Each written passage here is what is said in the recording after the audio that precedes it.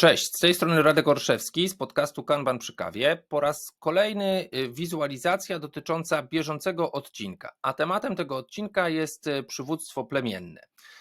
Czym jest przywództwo plemienne? To koncept, który do świata biznesu wprowadził już kilka dekad temu autor książki Dobry szef, martwy szef, Ray Immelman. Ta książka, można powiedzieć, wprowadziła na salony języka biznesu to, że ludzie postępują czasem, wydawałoby się, irracjonalnie, postępują w grupie inaczej niż postąpiliby, gdyby podejmowali jakąś decyzję sami. Zobaczmy, jakie są cechy przywództwa plemiennego i jak możemy ich użyć w zarządzaniu czy przeprowadzaniu zmian w naszej organizacji.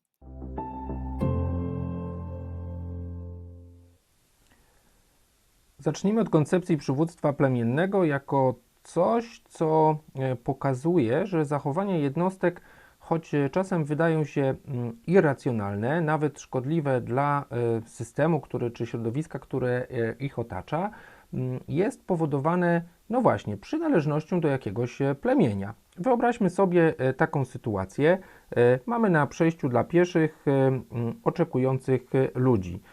Troje z nich czeka i pojawia się większa grupa, można powiedzieć nawet obcych zupełnie sobie osób. Przejście jednej osoby na czerwonym świetle może spowodować, że pojawi się lawina osób, które będą za tą osobą podążały, a więc ktoś przechodzi i nagle widzimy, że inne osoby czują się, no można uprawnione powiedzieć do tego, czy bezpieczne zrobić to samo. Ale można by się zastanowić, dlaczego nastąpiła taka sytuacja stanowiąca pewien podział, a więc niektórzy staną i pozostaną do momentu, w którym to światło nie zmieni się na zielone.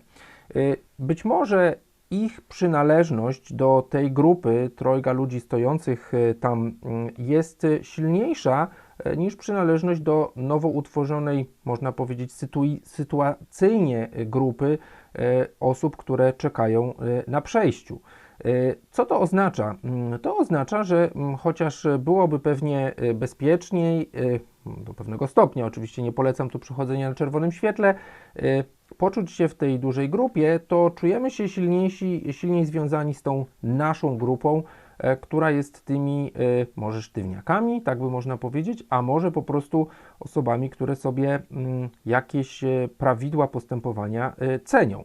Podobnie jest w organizacjach. Mamy różnego rodzaju diagramy organizacyjne pokazujące jednostki, zespoły i widzimy, wchodząc do organizacji, że nawet jeśli osoby z różnych działów tak z perspektywy dostarczania wartości powinny funkcjonować zgodnie, razem, w jednym kierunku, to niestety tak nie jest i mamy duże tarcia pomiędzy jednostkami, niekoniecznie zawsze formalnymi, bo tutaj idę oczywiście na przykładzie diagramu organizacyjnego, ale może być tak, że członkowie dwóch formalnych grup będą na dobrą sprawę tworzyli takie plemię, które będzie oporowało wobec na przykład działania innego plemienia, które widzą jako pewnego rodzaju przeciwników. Dlaczego o tym mówimy w kontekście kanbanu? Przede wszystkim sama koncepcja pochodzi z książki Dobry szef, martwy szef Raya Immelmana. Tu widzicie okładkę jej nowego wydania i koncept ten od kilku lat omawiamy w ramach szkoleń na ścieżce Kanban Coaching Professional. Mówimy, że jeśli chcecie być agentami, agentkami zmian, konsultantami, osobami, które diagnozują, doradzają, jak funkcjonować w środowisku bardziej złożonych organizacji, musimy być świadomi istnienia tych plemion, które po pierwsze można rozpoznać, po drugie można jakoś zaopiekować problem tego, że będą działały do swojej bramki, czy na rzecz swojego plemienia, co może być nieintuicyjnie niezgodne, czy wręcz szkodliwe dla postępowania na rzecz dobra organizacji. Jak poznać takie plemię? Nie chcę tutaj oczywiście streszczać książki i zapraszam Was i do udziału w szkoleniach, i do lektury tej książki, czy w ogóle zapoznania się z pracą Immelmana, ale mówimy, że istnieje kilkanaście, nawet ponad 20 cech takiego plemienia.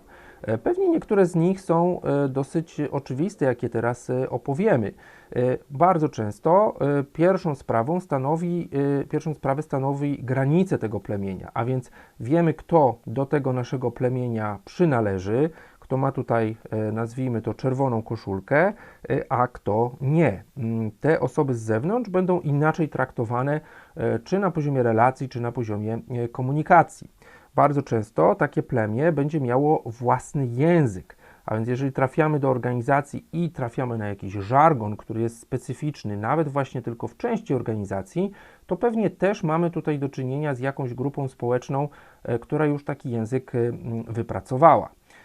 Często takie grupy społeczne mają swoistego prawie że guru, a więc lidera, który, uwaga, nie musi być liderem formalnym, należącym do jakiegoś szczebla managementu. To może być osoba, jeden spośród nas, ale tak na dobrą sprawę traktowany jako ta osoba przewodząca tej grupie.